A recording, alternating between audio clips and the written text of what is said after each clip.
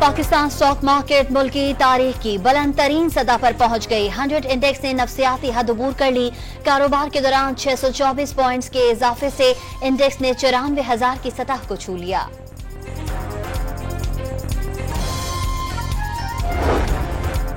बलोचिस्तान में पुलिस और हसास इदारों का targeted operation. Karachi airport signal पर खुदकुश हमले का मास्टरमाइंड विंदर से गिरफ्तार।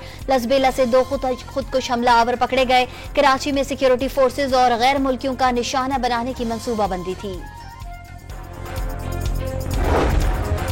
कोयटा रेलवे स्टेशन धमाके पर बलोचिस्तान में आज से 3 रोजा सोग। सरकारी इमारतों पर कौमी परचम सिरनगू रहेगा। धमाके में जौं बहक अफराद की मैयतें वुरसा के सुपुर्द कर दी गईं। कराची लियारी एक्सप्रेसवे पर तेज रफ्तार गाड़ी नीचे गिर गई। एक शख्स जहां बहक 7 अफराद जख्मी हो गए। ड्राइवर पर नशे में गाड़ी चलाने का इल्जाम, पुलिस ने हिरासत में ले लिया।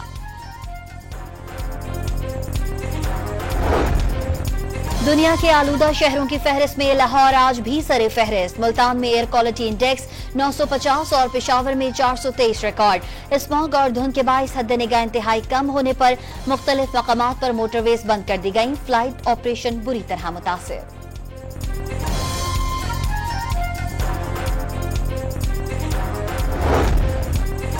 रियाद में अरब और इस्लामी ममालिक की सरबराह कॉन्फ्रेंस का इजलास आज होगा। शहबाज शरीफ पाकिस्तान की नुमाइंदगी करेंगे।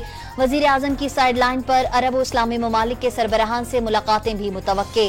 वजीर आजम सऊदी अरब से अजरबैजान भी जाएंगे।